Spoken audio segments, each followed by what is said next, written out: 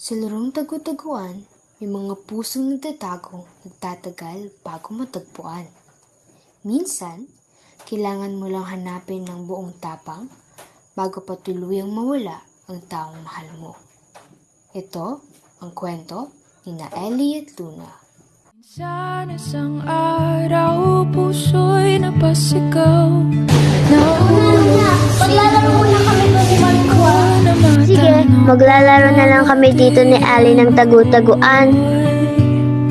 Di na mapagkatiwalaan. Ang tagal!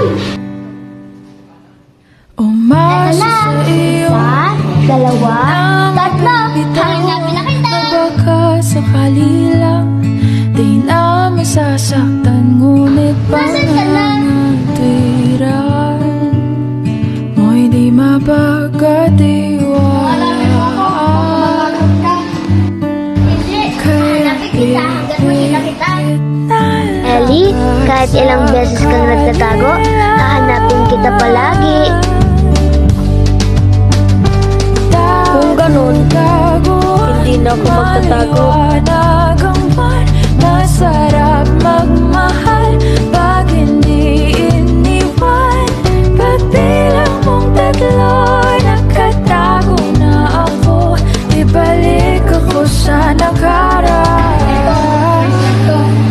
Sisimbuluhin ko ng pagkakaibigan natin. Huwag mo nang wawalain, ha? Ako'y nasaktan mo, sinubukang paglaban. Sigaw ng puso Happy ko, birthday, Luna. ngunit ba't 14 ka na.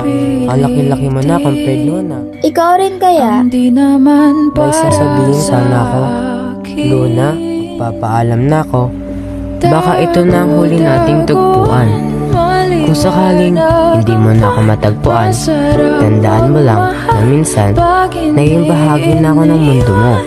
Salamat dahil naranasan ko ang pagmamahal ng isang kaibigan. Ibalik ako sa nakaraan.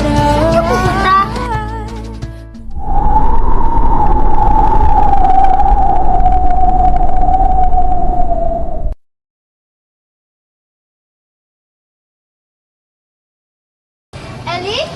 Asan ka? Luna? Sino hinahanap mo? Asan si Ellie? Nakita mo ba siyang umalis? Ha? Ellie? Wala tayong kaibigan na Ellie. Mula nung bata pa lang tayo, may kausap ka na.